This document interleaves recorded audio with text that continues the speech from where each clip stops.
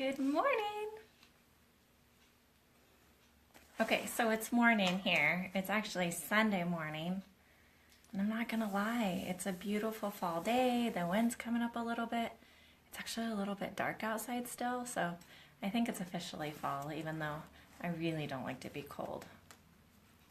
So we're gonna add Miss Courtney Crosbie with us. So excited.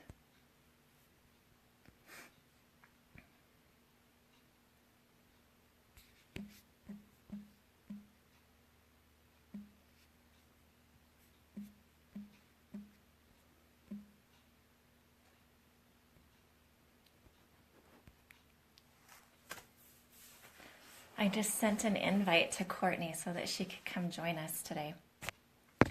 I'm so excited because Courtney, she knows what she's doing.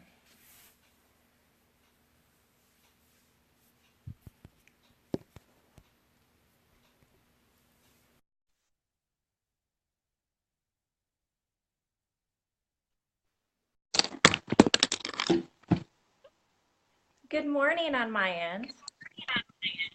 Good morning on your end. Good evening over here. I love that we can go international and be able to network like this. Like it blows my mind that I finally gave in to accept technology and how to use it. It's cool, eh? We have Yeah, to give in. yeah, exactly. So yeah, cheers. Are you having I tea think as we, well? yeah, yeah. It's my morning one though, not my evening one. How very British of you, Amy. Yeah. We already have people joining us, so I love it. Who knows? I've learned that Well, with these lives, they I never know what we're going to talk about. And so what I really like is that you've been able to join us today. You have experience in this industry. You do videos. You're getting your name out there, and I want to be able to share how you were able to do that with some of our viewers, so that maybe they would be inspired by you and do the same thing. oh, it's been a long journey. I mean, it's really hard when you first start doing nails to find clients. And then, of course, for me, I'm not doing clients right now because we're living in Germany. So I decided that the best thing for me to do is to just keep my page active.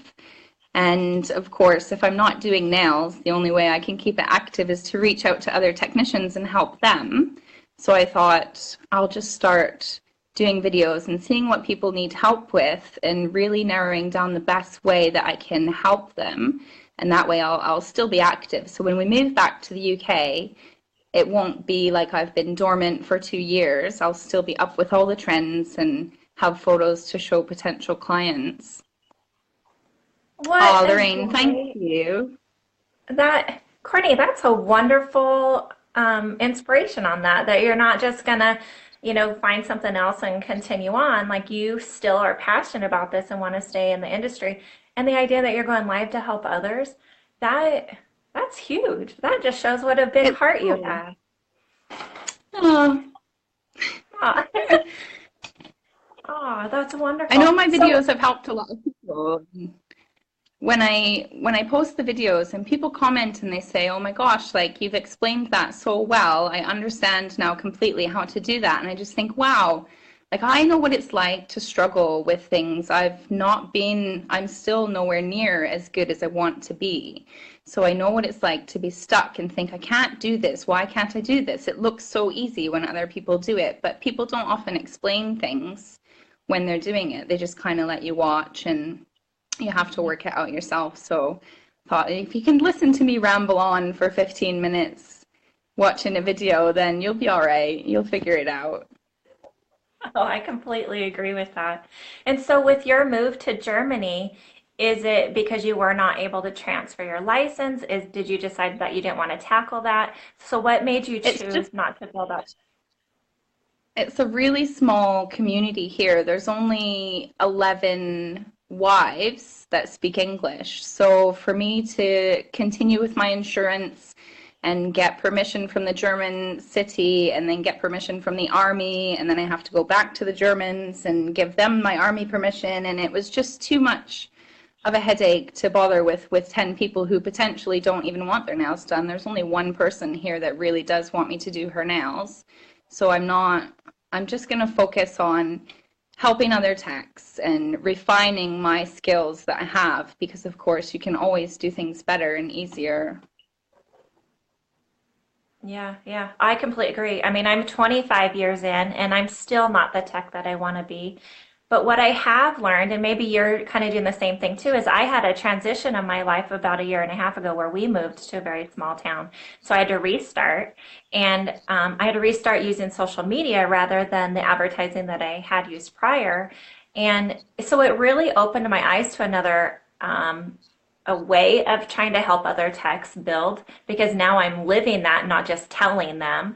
And so you're another one that you're going to have to restart a business. And you're right, you have to keep like your Facebook page, your Instagrams, and all of those active so that people don't think you just fell off the earth. But in your case, it would be similar to the ladies that take time off to be able to have babies for medical reasons Hmm. and all of that. And so I think you help inspire that as staying active and being, active in groups, going live like me with like this. You never know what's going to happen now. I mean, your career might take a turn like what mine did to where you might be more into doing videos and YouTube and stuff like that on top of building a clientele. So it's interesting how there's so much potential in this industry to be whoever you want to be. And so It is I, really versatile. yeah, yeah. And it's And cool so, when you move around or when you have a baby and you stop, you can come back in. And I saw you said earlier in a live that you kind of had to reinvent yourself. And I get to reinvent myself every 2 years when I go to a new place and I have to find new clients and I can do things better than I did at the last place. I've learned lessons with clients and being mobile, and I saw you talked a lot about that in your last video as well. And I did that, so I learned a lot there as well. So I just like to keep sharing what I know and build on my expertise. yeah. And I guess an advantage too is when you're moving around like that, it's easy for you to maybe set your prices a little bit different because it's hard when you've stayed in a salon and it's hard to change your prices. I think that's one of our biggest struggles is, once we get our expertise and we're confident in what we're doing, how do we charge for that? And of course, I teach workshops on how to know your cost, but it's still up to your mental part and your confidence to be able to really charge what you're worth. And so I guess being able to restart and reinvent yourself allows you to say, okay, I'm going to start here. So is it still a struggle for you as well on the pricing? Well, when I started the last time in England, I set my prices a little bit lower than the competition. And then I quickly realized that you don't really want to do that because when you go to raise your prices, people aren't going to be so easygoing about it. So I've decided now that you need to charge what you're going to charge. You're worth what you're worth, and you're trying to do this to make a living. This is not fun and games, which a lot of people who don't do nails think that this is just something we do for fun. And it's not, is it? We do this to make money and to support our families. So if you're going to set your prices, even if you're going to stay in the same place forever, I think that the best thing to do is to set it what you're going to keep it at, and then make sure that you charge for extras because I didn't do that. I didn't charge for nail art. I didn't charge for chrome or gems or anything, and that backfired on me very quickly when people started asking for more. I mean, it was good because it built my portfolio up, and of course, I'm moving in 2 years, so it won't really matter. But if I was staying in the same place, then I definitely would just charge for everything. Oh, so true. And that question comes up a Hi, lot to me. India. That people are constantly saying, how do you charge for nail art? And of course, I do the cost breakdown of it. And so I know exactly how much my cost is for it, or a roundabout figure. But then you have to factor in time and then you have to be confident in knowing how to use that product and that it's going to last and be able to justify that. And so, do you have any tips of what you what you do to be able to charge. I mean, because you've been able to move around and be able to use to change those prices. Um, do you have any tips on how to break down the cost? Do you have any tips on how do you charge? Do you just charge like a $5 per nail? Well, what I did, I first realized that I needed to charge for nail art when I bought the Swarovski crystal pixies, and they were quite expensive. And I thought, well, I can't be giving these away. So I weighed them, I weighed the whole thing, and then I did one nail, and then I weighed it again to see how much was missing. And then I got how many nails I could do with the whole thing. And I didn't charge for the application of that because, of course, it only takes a couple minutes. So I literally just charge for the product on things like gems and crystal pixies. And if it were a stamp, then it would obviously, depending on how long it takes, because stamps are quite tricky sometimes. So I would probably have to charge a little bit more for the time. But because I was mobile, like you said before, you start to become quite friendly with your clients because you're in their home. So they start to feel like you're just a friend over doing their nails, and they expect you to enjoy yourself while you're there and drinking endless cups of tea and doing nail art. So it was really difficult to tell people, you know, this is taking me another 20 minutes. I'm going to have to charge you 20 minutes of my hourly rate.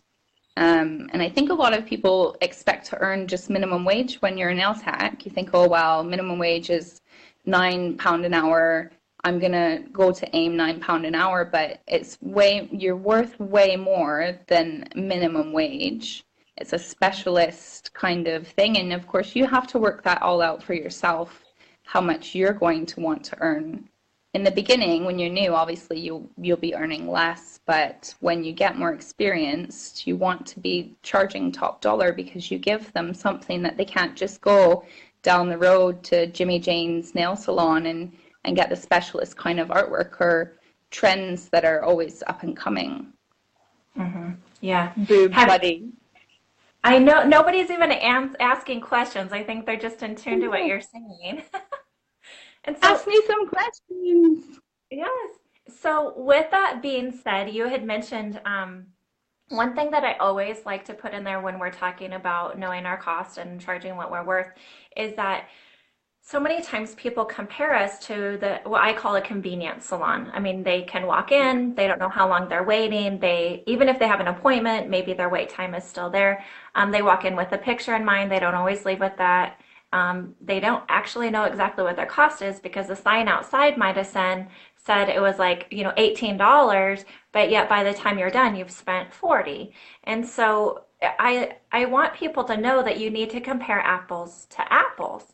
So therefore, when you go in, are they having you wash your hands and understand like cleanliness? Are they giving you a new file when you come in and stuff like that?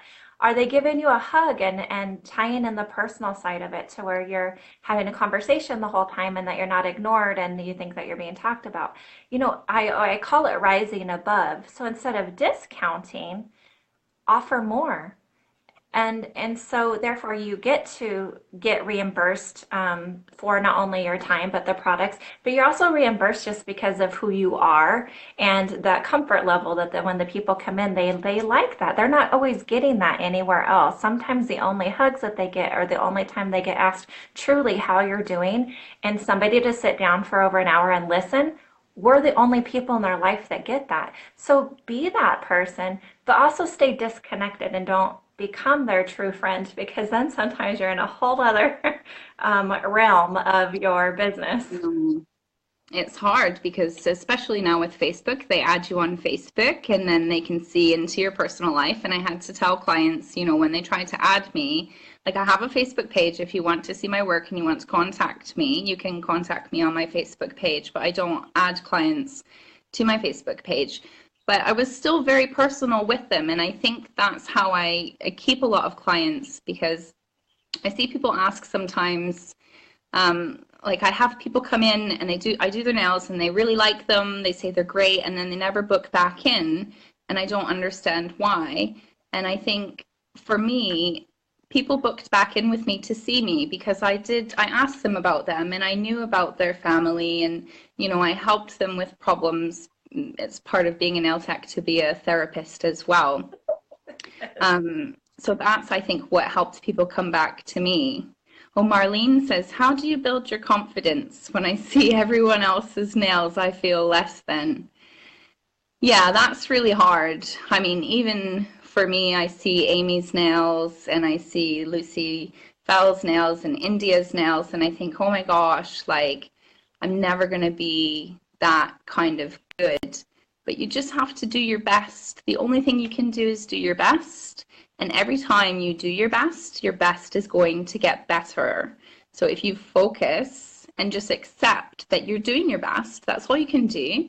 If the clients aren't happy, then they're going to have to go somewhere else, and that person will do their best, and maybe their best won't be good enough either. So you just have to believe in yourself, really, don't you? Oh, absolutely. I I've learned over the years because, of course, when I started as a tech, it was popular, but the products weren't what they were. It was known that your acrylic was going to lift because nobody really had a good adhesion many years ago of the products that we had available to us. And so over the years, I've built up more confidence because I've been able to truly master the prep and I've been able to master the art. And so with that being said, it's just being honest with the client and saying, you know what, this is what I'm good at. And obviously the ad or whatever that they saw was your work, so they're interested in you. They haven't found the right tech or they wouldn't be in your chair. So you have that opportunity to capture that person because they're obviously looking for a tech or they wouldn't have called you. And so I think being true to who you are, but honing in your skills and specializing in something. I ask people all the time, what's your specialty? And a lot of people go, well, I don't know. I mean, it could just be in massage. It could just be in pedicures. It could be in natural nails. It can be in the enhancements. If you hone it in and you specialize in one area, maybe your gel polish application is just spot on. It looks great as it grows out, and you can say, I'm a specialist in this, and you advertise that, and you're going to get that back. When you start building up a clientele with what you feel that you're specializing in, then you can branch out a little bit and try other things. When it comes to with me, I didn't realize that art was going to be the thing that I was known for all these years. I honestly thought it was going to be more of like the business side of it because I'm always, the business person. But what I didn't realize is my following had nothing to do with my business. My following had to do with my art. So therefore, I realized that I could help other people with art. And so what I do is I teach them how to use the tools and know what tools to use. And therefore, they can master maybe 5 art techniques. Okay. And those 5 Yeah. will be able to create some ads for you. And then people are going to come in based off of those 5. And when you're comfortable with that, then you can move on to others. So it's like find your specialty and hone in on that. And then I think the confidence can kind of come with that as well. So Stacy says, how would you recommend or handle clients who feel or act like they're your only clients? That extra special treatment. I had a lot of clients like that at my last posting where they thought I was just there to care for their every need on a whim and always be there. And that's kind of what I did. I made them feel like I was moving mountains to help them when in reality I wasn't. But I never really opened up and said, oh, I have 15 appointments available this week. Which one would you like? I would always say, oh, when is good for you that I could squeeze you in? I'll try and work things around you so that they feel like I'm doing something extra for them. Or I would say during the appointment, if they had just a regular plain gel polish, I would say, oh, why don't we try having a stamp today? I'll do this extra for you, no charge, because I want them to feel like, and I want them to have nails I can put in my portfolio, but I want them to feel like I've given them something as well because the stamp is easy or a couple gems. It really costs pennies, but for them, they're like, oh, check me, bling, bling. I got these for free from my nail tech. She loves me. So you just have to kind of see what works for the client. Absolutely, 100% agree with you.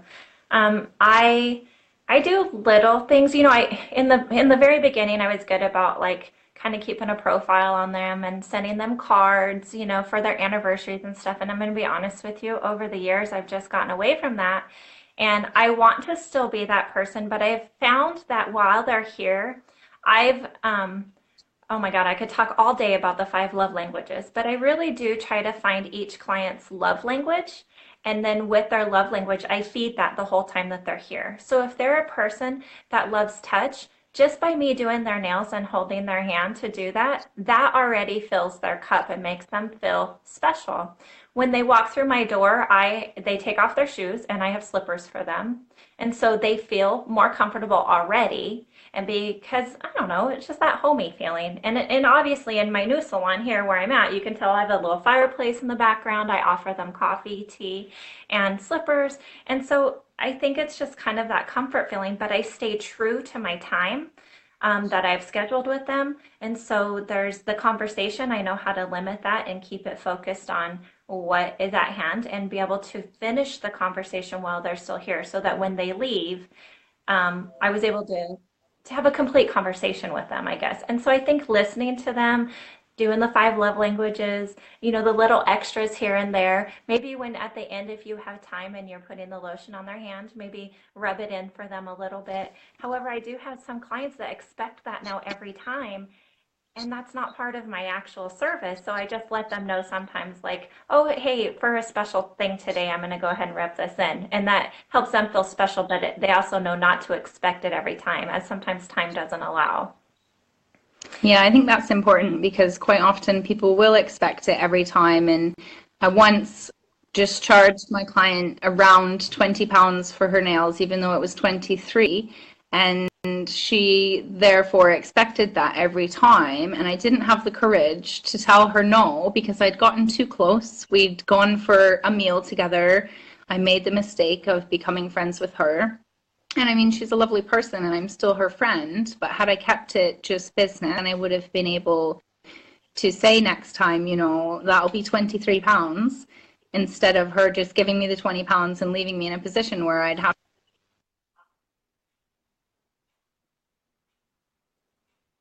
Oh, to it froze. wanting me to do her nails for Christmas. Yes. And I think I'll that's a have to message constant her struggle in later. our industry. Yeah. So Courtney, I apologize. All I can see is who is watching. So obviously you can see who's making the comments and the questions. So if there's anything coming up that you want to discuss, and then those of you that we can't get the questions answered today during our live, we go back through and we answer all of them individually too. So if you have any questions and you're not watching us live, still post them so that we can answer them for you. And so it Yeah, keeps us nobody's in. asked any more questions. Oh, well, But let's Stacey see. says, yes, that's where I get into trouble. They expect it every time, and they will. Being a nail tech, you have to be so courageous. You really need to grow a pair and stand up for yourself because they will. They'll walk all over you, honestly. And I don't blame them because, it's expensive to have your nails done every 2 weeks. If you're committed to having your nails done, that's a big part of your money that you're giving away. So they're going to try their luck every time. I don't blame them, but you really need to stand up for yourself. And that's the problem that I have because I'm a really quite a hard person, but when it comes to confrontation, I don't like it. So I'll do anything really to avoid a confrontation or anything like that. So I quite often just give in. But next time, I'm not going to do that. And that's where it's good that I'm moving because I can reinvent myself and I can come back strong and say, no, that was just a one-off. I made you very aware of that when I gave it to you. This time you need to pay me. And if they don't like that, then they're not the client for me. I think people have to find the tech for them and the techs have to find the clients for them as well. So Emma says, how much time do you put aside each week just to practice? I don't practice as much as I should, and my life has been really hectic since my son started school. So, I mean, whatever you can manage, as long as you're still enjoying it. You don't want to be practicing all the time and just growing dead inside from doing the same thing over and over unsuccessfully. So if you're practicing doing one stroke, practice it for as long as you can for a day. And if you don't get it, then just walk away from it and do something else and get your mind off of it. Hi, Eli. Um, but I would say, a little bit every day. When you learn a new language, obviously I'm learning German. So they say that 10 minutes a day is enough to learn a new language. So if you're learning a new skill, I think 10 minutes a day would be enough. You have to build the muscle memory, which is very important, and just have the confidence that you can do it. So whatever you can manage, even if it was just 5 minutes a day, I mean, every little bit makes a difference, doesn't it? Oh, absolutely. And when it comes to practicing for me, because I'm also a full-time nail tech, my practicing is actually on my clients. I don't have the extra time. My extra time, I'm honestly doing these lives and trying to get this going. And so my focus isn't so much on the extra practicing like that because of time doesn't allow. And I'm still a mom and I'm still a wife and a volunteer in my community. And so I like your idea of like 10 minutes just to, maybe there's a video that you keep watching, or there's a picture on Pinterest that keeps coming up, and just it only takes 10 minutes to, try to accomplish the artwork side of it. Or maybe your confidence needs to come in your posing from your pictures. We find so much that we just go in with our phone and we just capture it, but we don't realize just by simply moving our phone up and down, we can make the nails look shorter and longer and capture light differently. And so you're right, maybe even 10 minutes just capturing different pictures off the same thing. Um, for me, honestly, it's on my clients. I talk to them, they come in with a picture, and I'm always honest with them. Well, wow, I've never tried that one before. Like, I want to try it because it's new, but I'm not quite sure what they use to accomplish that. So I think these are the colors that I can use, and I do all of that in the very beginning of their appointment. Because if I don't feel that I have the right product to accomplish it, or that they don't have the right nail bed to accomplish the look, then we still have time to do something else. I don't wait till the end of the appointment to find out what they want and then find out I might not be able to give them what they want. And so by that communication, it builds up the trust. It builds them up knowing, hey, I think that the next time they see a picture, they'll be like, hey, she showed me that she has this. So kind of just communicate with them as well. And so probably my time is on my client. Yeah, you're really lucky. Eli says, I'm a new tech and struggle with finishing a set in an hour and a half. And this is a big thing that I see a lot of. People are so focused on doing it in an hour and a half because you go to these non-standard salons and they get you in and they get you out. But what you don't get there is that personal touch. Like you said, the slippers and the hugs and the conversation and the connection between the tech and the client. So I mean, if you want to just bang out a set in an hour and a half, the best advice I can give you is to break up your treatment into sections. So, you have your prep and you have your tipping and your product application.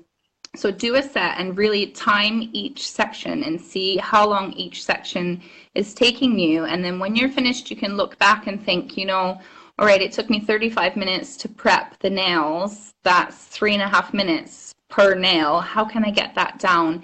And you can focus on the prep and just focus on one thing at a time and really hone in on that and get your time down. And when you get that down to say 15 minutes, then you can move on to your tipping and say, okay, well, this takes me 20 minutes. That's 2 minutes per nail. That's ridiculous. How can I fix this?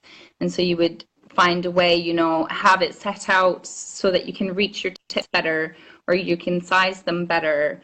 Or with the application, of course, you always want to apply like you have no file. That's the best advice anyone ever gave me, was to apply your product like you don't even own a file. Because can you imagine if you couldn't file the nails, it would be a nightmare. So you apply it like you can't. And then when you go to file it, it's not going to take any time at all.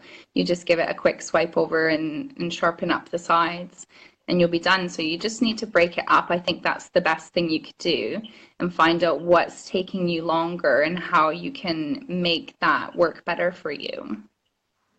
Yeah. And we got to be real about the timing of this. I mean, even the biggest professionals that own product lines that know their product inside and out, they're still taking an hour and a half to do detailed art full sets.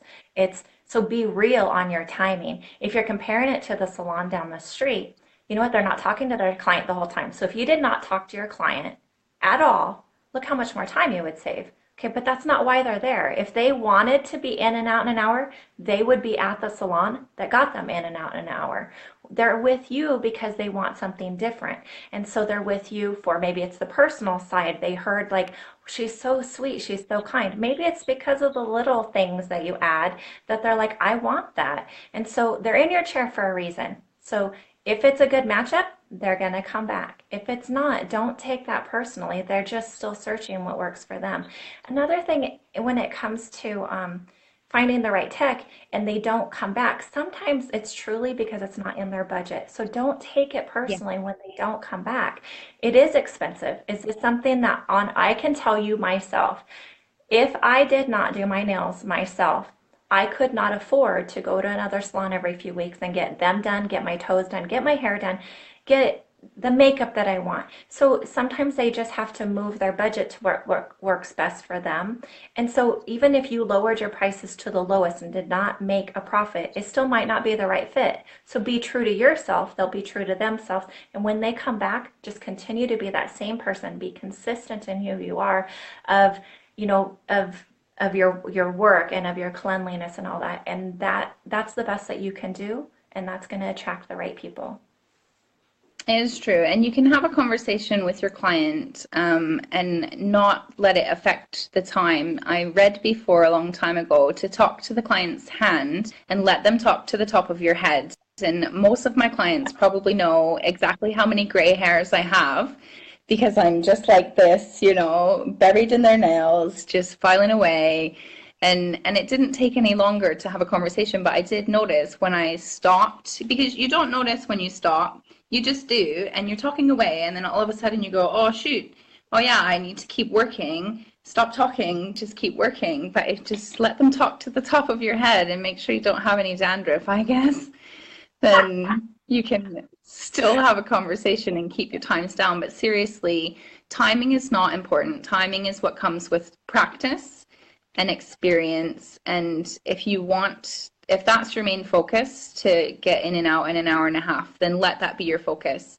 Don't focus on anything else until you've accomplished that.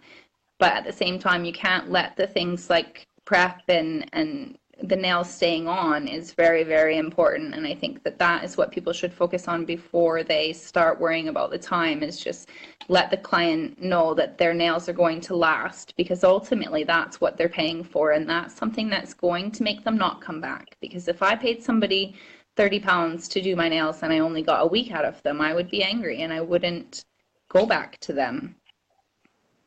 Yeah, so very true. When you were talking about the top of your head, um, so that is definitely what my clients do. And it seems like I feel kind of insecure sometimes because they're like, I'm looking down, they're like, are those your real lashes? Do you whiten your teeth? I mean, they are focused in on everything from you. So you're like, oh my God. And so, sometimes the people that, like in some countries and some states have to wear a mask. Well, in the United States, we don't. So, I mean, swear to you, sometimes they look at every detail. Oh, look at your eyebrows. It's like, oh gosh. But on a side note with that as well, my daughter is now 17. My son is 23. Oh my gosh.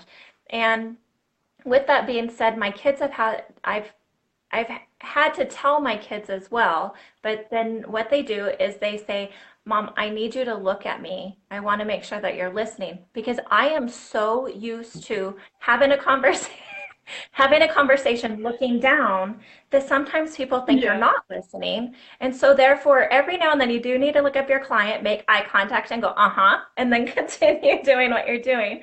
But even for my own kids, they're like, okay, Smile and Mom, nod. you need to look at me because I am used to that. And so I find that that's kind of a social awkwardness that I have over the years. So Eli says, I have had my clients tell me they last so much longer. I feel like I take longer just to make sure I do my best. And that's all that matters, Eli. You just need to do your best. And if the client walks out and looking at the photo that you took, that you did your best and the client was happy and they're going to last until they come back, then that's all that matters. It doesn't matter if you take an hour and a half or 3 hours. If the client's happy and you're happy, then just be happy and move on to the next client. It's not all about time. I would love to have a salon and just get people in one every hour and smash them out all day long, but that's not why I do nails. I do nails because I really like it. I did a set of Halloween nails last night for a 7-year-old, and she said, "Why do you like nails so much?" And I just said, I don't know. I really enjoy it. It makes me feel good. And that's why I became a nail tech. I didn't really become a nail tech to become a multimillionaire and make as much money per day that I could make. It's something that makes me feel good. So I make sure that I just do what I do. And like we said before, if the client wants something quicker, then they're going to have to go somewhere else. And there's millions and millions and millions of people in the world for you to have as clients. And you'll find the ones that are right for you by advertising the things that they're attracted to. Oh, so true.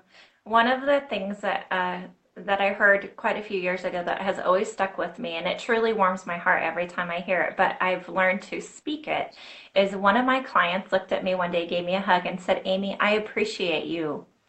It wasn't, she didn't say, "I appreciate your work, I appreciate your talent." She appreciated me. And I had never really looked at somebody when I was doing a service for them that it was me that they were interested in. And so I have learned to tell people exactly how I feel. And so if I appreciate them, I tell them, "Thank you for coming in. I appreciate you. And I appreciate that you gave me the time to give me the kind of quality of work that I want to portray out there."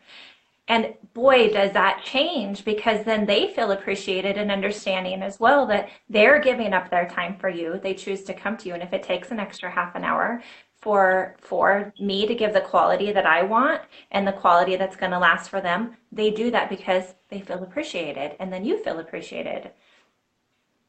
Yeah, a person who feels appreciated will work harder, even if it's not a job, even if it is just something like choosing a tech. If they feel like they're appreciated, then they'll come to you. And I think it's important to let people know that. Even when I was at KFC this afternoon, when I messaged you, the woman who served me, she's such a nice lady. Now, my German is very limited. So every time I go in, obviously I speak German, and as soon as I open my mouth, she recognizes me and she smiles and she speaks very slowly and she's so kind. And I told her today in very bad German, "You're the best worker here. Like, thank you for that." And it just warmed her. You could tell that that made her day, and she will go on to give everybody else really good service because she feels appreciated. Oh, so true. I know for a moment I thought we were going to go live from KFC. And Oh, yeah, I because told the Courtney, clock went back here. I said, "That's okay. Like, people can go live from wherever." I said, "You could give us tips on how to eat fried chicken without getting it all over your fingernails." And she thought that would be like a top tip. So with It the would funny be. side of that, if somebody comes in and they say, "What can I do at home to have the best care?" What's your number one go-to that you say, "This is what you need to do when you're at home for your nails"? So usually I tell clients to always keep their hands moisturized. I know for a fact that people don't use cuticle oil. I don't use cuticle oil, even though I know I should use cuticle oil. I don't, but I do moisturize my hands because I know that helps. And I always rub the lotion right into my cuticles and make sure that I'm getting lots of blood flow to that area. So any tears or nicks that I have from hangnails. Hi, Tracy, can be moisturized, and that's the best thing. And I also tell people not to dig underneath their fingernails because I know when you get extensions or you have gel polish, you look underneath and you go, "Oh my God, my nails are absolutely filthy. I had no idea." And they dig underneath them with something sharp, and then that ruins the free edge cap, and then they're more likely to have a chip. So I always tell them, don't, if you're going to clean your nails, use a really soft nail brush or a toothbrush to get under there and just keep them really hydrated because that's the very most important thing. Yes, so true. And in Wyoming, we cannot reuse files at all, even if they say sanitizable, we cannot. So we have to use disposable files. So my number one tip for them is to take that file with them, or I have to throw it in the garbage. And if there is any nick, a shape, if they get too long in between their services or something, to please use that file and don't be afraid, because if there's a rough spot and they are a nail biter, they're going to chew that or they're going to pick it, and that's going to create a repair. So to keep them from having any repairs, or hopefully no repairs, if they were to use that file and be comfortable with the file, then that saves them. And so that's always my number one go-to is use this file. Yeah, but don't get too comfortable with it. Keep coming back to me to file your nails, of course. Yeah, yeah, so true. Okay, so you're in Germany and you're not being able to work on clients at the time, and you kind of explained that to us, and you're going to continue on doing these videos. What advice do you have for, um, oh, how do I want to say this? For like the next step. Okay, so like what you're gonna do. Sometimes, like people are scared to go live or do videos because they're afraid of the constructive criticism. I've just learned that I'm going to be me, and if they're going to construct me, then that's kind of their own thing. But I've not found in my career where anybody has ever been ashamed of what I've done. Maybe it's because I've always just been flat out honest when they come in. But what's your next part of advice for like they have the client, they have, I don't even know how to word this right. So hopefully you can understand where I'm coming from. But what's the next step that you would say for on how to do the videos, how the confidence, the clientele? Well, I'm not very good at constructive criticism. I take criticism very hard because I criticize myself enough. So for me to put myself out there, when I make a nail video and I post it on YouTube, please know that I've already made 15 nail videos doing the exact same thing because I've not got it perfect, and I watch it and I think, oh, somebody's going to say this about this, so I'll do that again. That's what I do, but I don't need to, and it drives me crazy and it puts me off wanting to make them because it takes so much effort. So I think for me, what I've decided is that I'm just going to be natural. I'm not going to try and do things like other people. I'm not going to be, hi guys, Courtney here. So today we're going to do this. And it's so scripted. So I think it's important to just be myself and come at you with what I've got and what I want to show you. And I'll reach the right people. You know, I don't really know if you want to push yourself into this world. I've only been in it for 5 minutes, really, doing videos and how to things. But you just kind of have to figure out what is going to get your message across to people, what way people are going to understand. If you make a video like you're going to show a 5-year-old how to do this, then that means that a lot of people are going to understand that because you've just basically explained it to a 5-year-old. So I have a 4-year-old who asks me a lot of questions, so that helps because he's always, how do you do this, Mommy? Why are you doing that? And, can I have my nails this color? And why did you do it this way? So I've had a lot of experience explaining it to a 4-year-old. But and use Google. Google is amazing. There's so many things. Somebody posted today on one of the pages, how can I make professional intros and voiceovers and things on a YouTube video? And I said, go on Google. There are lots of YouTube videos on how to make a YouTube video.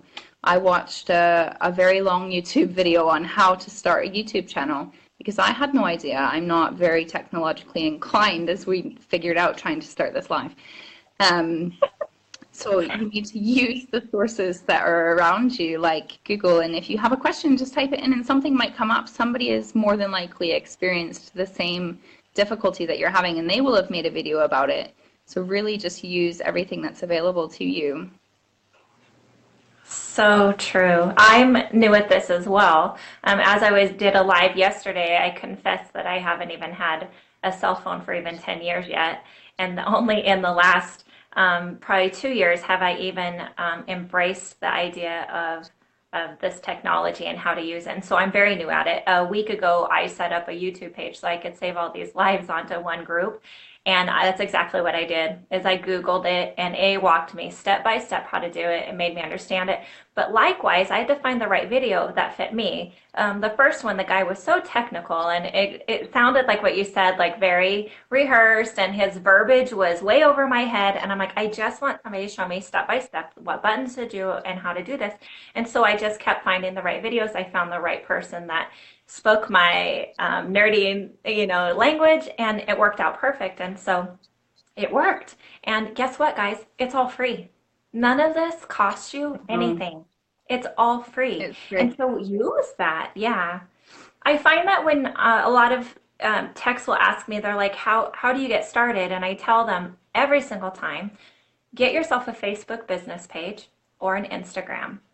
I've done lots of Yeah. trainings on these, and they said the ages of Instagram is 18 to 24, and that's always changing because it's getting, more and more popular as well. But the ages for Facebook is the same 18 to 24, but it's beyond to 60. And so somewhere you need a portfolio. And people always say, I'm too scared to show my work. But you know what? If you don't show it, you can't prove your ability that you're getting Hi, better. Sharon. So you have your before pictures and your after pictures, and you just continue to show people, hey, I'm still experimenting, I'm still new, and you're being honest about that. I've noticed a lot of people have been photoshopping pictures like crazy, photoshopping the client's hands, photoshopping the cuticles, and although it makes a beautiful picture that can be published, and the magazines look for that, however, the reality when the people come in, they're like, I don't know. Like, I just saw you did my friend's hands, but you took out all her wrinkles. Is that really your work or is that photoshopped? And so being true in your portfolio of your before and afters will definitely help build that trust up as well. Yeah, I did go through a phase where I found a good Photoshop app for people who have really damaged cuticles, not by me, from their own doing. And I found a way to get rid of that. But you're absolutely right. It makes it look like, they're going to see their friends' nails on their hands and they're going to look at them and then they're going to go to your page and they're going to see them on your page and think, hang on a minute, they look a bit different. Maybe if they've photoshopped that one thing out, maybe they've photoshopped a lot of other things out, and you don't want people to lose trust in your work. So, but absolutely get a Facebook page and get an Instagram and document this because this is the most exciting part of being an nail tech is to watch yourself grow. It's like when your hair grows, you don't notice it until it's 4 inches longer. But if you have the pictures, then you can go back and go, oh my God, like I was so happy with those nails 2 years ago, and now look, like they look horrendous. I did that with I studied with Essential Nails, so I looked at one of my cards that I sent to them for assessment a couple months ago, and I almost died of shock. Thought, oh my gosh, like they are terrible, and I got 73%. It's ridiculous. Like I can't believe those are mine. But at the same time, it made me feel so good because I thought, look how far I've come. I'm doing so much better now. And that's all because I did that. It's nothing that anybody else did. I did that myself. Yeah, yeah. Hi, Claire. And to touch back just a second ago, what we were talking about the videos. So for years, I've been trying to figure out these videos, and I contacted an actual videographer because I'm like, I want to be professional about this, and I want my videos to really stand out and be something that would last a while. And I said, do I need to buy a GoPro? Do I need to buy an expensive camera? What do I need? And he goes, you have brand new technology on your cell phone, and the cameras on your cell phone is actually higher pixels and better quality, a high def and whatever Mm. words, than some of the things that you can purchase at a local photography store. Unless you're going to spend thousands on this, where do you really want to be? And I'm like, I just want my videos to be quality, voiceovers and all of that. And he said, and I'm not joking, this is a high school kid, says, why do you want to do it as a video? Why don't you just go live and be real? And it was just one of those moments like, no, because when I'm live, I'm like a mistake and people are going to see that and they're going to hear maybe if I cuss because it didn't come out right, they're going to see me rewipe it. And he was like, he goes, my generation wants to see things that are real. We don't want to see them Yeah. pre-done and pre-done. And so from then on, a 17-year-old made me realize I'm just going to go live and people are going to see if I have flaws, they're going to see that I'm real too. And that in the nail industry, if we're working on a client and we mess up, we don't just stop and re-edit that. We actually have to go, how can Yeah. I correct this. And so I kind of want to challenge everybody that's on here, even if it's in a private group. I have private groups where we can do this, but I want everybody to go live and watch yourself and know that your flaws are just like the rest of us. That a lot of the social media, the cover magazines, all of that, that's not always real day-to-day stuff. I mean, look how many actors and actresses, even on magazines, they are so overly photoshopped that they're not real anymore. So I want to challenge you all to go live. Courtney, this is Courtney's first time going live. And I was so excited that she chose to go live with me because you've had lots of opportunities to go live. But sometimes it Yeah. takes somebody else pushing you and challenging you, saying, okay, I'm going to do this. They believe in me. I'm going to do this. So I want you guys to go live. Private message me if you want to go in a private group and we will do this. But I want you guys to try it and get to know how to use your phone and use your angle because I'm still learning as well, but it's been amazing and it has really changed my career of being able to do this and realize that my flaws are actually a benefit. It's a quality of me. Annika says she's been thinking about going live for ages. If you've been thinking about it, then do it. There's lots of Facebook pages. I know the Nail Tech Network would not mind at all if you wanted to go live. They would fully support you, and I would be right there watching you and cheering you on. I mean, when I first came on, my heart was racing and I was like sweating and but this is me, flaws and all. I'm far from perfect, but none of us are. And I think we get really tied up in social media and only posting the good parts of our lives and thinking, our life is what we post, but it's not. And we're all different, and that's what makes everybody so beautiful. Having flaws, you got to embrace them and go live. I want to see how many people are going to go live now. Sandra Conway Harvey says live is fun to do. Prefer live as opposed to watching YouTube videos. Live can't be edited and shows we are human and we all make mistakes. I did make a mistake in one of my YouTube videos and I swore and I was going to edit it out, but it was a crucial part of the video and I thought I can't edit this out. I literally can't do it, so I'm going to have to go with it. And a lot of people commented and laughed and said, that was funny when you swore, and they appreciated that I'm just a human being and I'm gonna make mistakes and throw my toys out the pram sometimes. People in my area don't understand what is sculpting, and I really want to introduce it and that would be a good way of doing it, I reckon. Yeah, if you went live and showed people how sculpting works, people are fascinated with sculpting. I learned sculpting first. That's what I did first. So when I came out and I said, I sculpt, and they said, what's that? Well, I don't use tips. I just use a form. And they were absolutely gobsmacked by it, and they wanted to try it because it was something new and I didn't have to use glue on their nails. And, they think this is fantastic. So absolutely you should go live and show them what the potential is, because they might really just be fascinated with it and sign up. Yes. So a way to go live that is private for you is go ahead and create either a group or a page. In my case, I created, so it's actually a group and not a page that I created, and it's just called Amy's Private Live page. Nobody else can see it. I'm going to be honest though, the only member on there is my mom. And that's because my mom will be honest and say, Amy, that's not the good lighting, or Amy, your voice, you need to project your voice. Like my mom would be honest with me. And plus it's my mom. My mom was a hairdresser for many years and she's the reason why I'm in this industry. And so anyways, you can create a private group and you can invite, like, so earlier I invited Courtney to go into my private group with me where we could go live and we could redo this ahead of time. Nobody else can see that. You can delete it right afterwards, or you can rewatch it and go, oh, my lighting's not right, or maybe my camera angle needs to be a little bit better. Just recently I bought a holder for my phone and it has an external light, but I used a rubber band or a chip bag clip to attach it to Yeah, my me tape. too. And so I've seen where like Coach Glitter talks about, she had a humongous like vodka bottle and she attached rubber bands around it and she would attach her phone to that because it was weighted. And so be creative on that. But if you aren't comfortable going live with us and you want to do this, You can go live in a private group where nobody else can see. And when you have that confidence, then you can move out. And so I've done that many times. I still do that. And like you, Courtney, every time I go live, my heart races. And I've done this a lot now. And I've put myself out there honestly. I answer everybody's questions. This is my opinion. And you know what? It has only brought me more gratitude back. And I've not had the criticism, I've had more of an uplift. And I cannot believe that because it's not what I expected out of this. And so you just have to try it. Yeah, Anna Thomas says, how long did it take you to build a client base? I'm feeling deflated at the moment.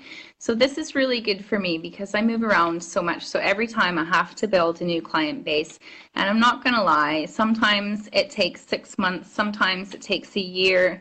It just depends on what area you're in, but you need to give yourself the best chance. So some of the things that I did was, to refer a friend. I got some business cards made up, and I gave every client 5 business cards with their name written on the back of it. And I said, when somebody comments on your nails, give them this card, and when I get all 5 back, then you'll get a free set of nails. Because a free set for 5 sets is really nothing, if I'm going to get repeat customers off all 5 of their recommendations. So that's one good thing that you can do. And just target the people that you want. If you want people to come in during school hours, then go to mum and talk groups and put business cards and flyers up in areas where people like that frequent. And absolutely just get your business cards out everywhere. Everywhere you can put them. I put them up in Costa, I put them in pharmacies, I put them in the co-op, I threw them on telephone poles, and everywhere. I just put those business cards everywhere. I talked to absolutely everybody. Anybody that I saw, I was like, so my name's Courtney, and how do you like my nails? You have to be upfront and talk to people, and people will start coming in. And for me, I like to do nail art. I think pretty good at it. So I posted lots of pictures of different nail art that I had tried, and that brought in the kind of clients that I was looking for. Yes. So yesterday in my live, I talked about a lot about how to get the advertising out there, and I showed where instead of doing business cards, I actually took photos. I used Groovebook, so that way I got 100 photos for like $2.99. So it was less than some of the walk-in superstores. And I put my name, address, phone number, an actual picture of nails that I've done, and that way it was larger than a business card size. Like you, I've posted them everywhere on every bulletin board. But here's the reality. They're gonna search your name. I know I do that. If I get somebody's business card, I go on and I want to look at their Facebook page or Instagram or something like that. I search their name and I want to see other work that they've done to make sure that's what I see. So it's so important to have that Facebook page, so that business page, so that you can show them and your portfolio, show them more of your work. And so it's important to have that page. And then from that page, when I first moved here, I'm in a town where there's no newspaper, there's no grocery store, there's nothing. It's 28 miles away. And so I needed some of those people to come see me. I didn't know if they would. There's 52 salons there. I did not think they would come here, but I was going to advertise it anyways. And that's where my clientele came from. They drive all the way over here for that. But that's what they saw, was actual pictures of my work that got their attention because it was larger than the typical business card. And I think a really good way to advertise yourself is word of mouth. I think that's the best way when clients talk about their nails and how much they enjoyed their nail trip because, I got a pair of slippers when I walked through the door, and Amy gave me a lovely massage on my hands afterwards, and they will talk about that to their friends, and they'll tell their friends, and their friends are going to tell their friends, and people will start coming in. So you just have to be yourself and put yourself out there and give them that little extra that they're going to talk about. That's Yeah. probably why I didn't charge for nail art in the beginning, and that probably did help me a lot because I was throwing out some really flamboyant nails for £15, and people were coming to me and saying, oh, can I get these nails? And I'm like, yeah, okay, let's do this. I'm gonna have to raise my prices next year. And I did, and a lot of clients were like, you don't charge enough, you need to raise your prices. So that helped in that respect. But I think because I had the nail art side and that's what got people's attention, then I started to get noticed. Yeah, yeah. And Courtney, also, go ahead. I was just going to say that a lot of people don't want to become friends with.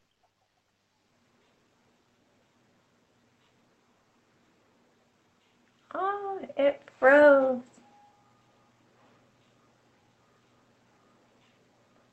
So on my end, Courtney has froze. But at least she's in a flattering position because sometimes, when people freeze, it's like, you're in an odd, an odd position. And so, there, you're back. I'm back. Yes. And so, what were you saying? I was saying that you should approach different techs in your area and become friends with them because they might not be able to fit their clients in on certain days and they can throw them your way. And you can bounce ideas off each other for what works in that area because what works in one place to get clients isn't going to work so well in another place. So, become friends with the people who are already there doing it and they will help you. And if they don't want to, then obviously they're just horrible people and you shouldn't talk to them. But most of the time, nail techs are really supportive of other nail techs, from what I've learned. Yes. In my salon, I have always welcomed other techs, and they've come and sat next to my desk, and we've shared ideas. And you know, there are some things you just kind of keep to yourself. It's none of they're not in your salon, it's not their business. But I've always been friendly and invited them in and would help them in any way. I did notice though that some of the other girls that worked in my salon, they did not like that at all. They hated that I did that. But you know what? They also came to me fresh out of school. And if I wasn't the person to share, they wouldn't be the tech that they were today either. And so I stay true to who I am. And if it's not a fit for the other person, then that's fine. But I do believe in networking and I believe in sharing that knowledge. So, Courtney, we have been on for over an hour already. Like it flew by. Time flies. Yeah. So, do you have any last minute kind of things that you would like to share, something that we didn't cover today? No, there are a couple of questions that we can go back and answer once we finish here. I'll get on the computer and go back and answer those, but it is almost time for me to go and sort my child out for bed, so I should probably crack on with that. But it was so Yeah. fun. I'm so glad that I did this. Thank you for giving me this opportunity to show my face Oh. live on Facebook. Yeah, thank you so much. And so, those of you, I sent out a post like a week or so ago. It said, would you like to go live with me? And I had a lot of response from that. And so, I wrote everybody's name down and I'm going to go through the list. And so, if you are brave and you want to go live with me, it's gonna happen. I'm doing this every week on two different groups. And so, therefore, I need all kinds of people. So, here's some exciting stuff coming up. I I've been featured in Nails magazine a few times over the years, and so I've kind of created a contact with one of the editors. And so she messaged me again and said, "Hey, we have another Q&A coming up. Do you want to answer some of these questions?" And absolutely, because I love that. So part of that, I'm teaching a workshop in a few hours this afternoon that actually talk about how to get to the next level, how to get published, how to create these connections. But on the side note of that, I asked if she was willing to go live with me on one of these Q&As, and she said yes, absolutely. She was excited about that. So we're going to have the Nails Magazine editor go live with us. We don't have a date set. So I thought, why stop there? I'm going to keep reaching out. So I don't want to mess up her last name, but Ella from Nail Experts Academy also decided yes, she would come live. I've sent Wow. messages now to John Hawk and Amy Master, or not Amy Masters, Amy Becker with Masterworks. Let me tell you, I'm not stopping. So I want a variety of people. I want the top people that have the knowledge that we look up to. I want the top competitors, but I also want the newbies to join me because you know what? That's what we're here for. We're here to help share our knowledge with you as well and what struggles are coming your way. And you newbies, you know how to use the social media. You know how to get out there. You're helping us in return to know the ranks and the how to get up there as well. So anyways, I want everybody to come live with me at some point in time. So you can PM me or anything if you want to go live. I will add you to the list. So know that there's lots of opportunities for here. So with that I'm being off the said, hook for next time. no, just for a little while. I plan on doing repeats. Courtney, I have enjoyed so much you coming live. You have some expertise that I've not been able to bring on yet. With your moving around, it's actually been an advantage for helping with advice, and that you're willing to do videos, and that you went out there and went live with me today. And I can't thank you enough for doing that because it's a Oh, tough you're thing to welcome. say yes. Yeah, so thank you so Yeah, much, and cool. thank you, everyone.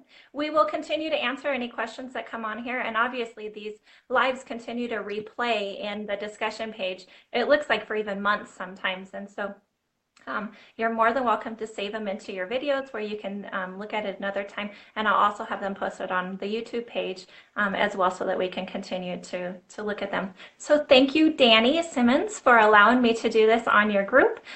In fact, my next Thanks, live is Abby. next Friday, and Danny is our guest. Which, if you guys don't know anything about Danny, she's an amazing entrepreneur. Her mind is endless, and I love to just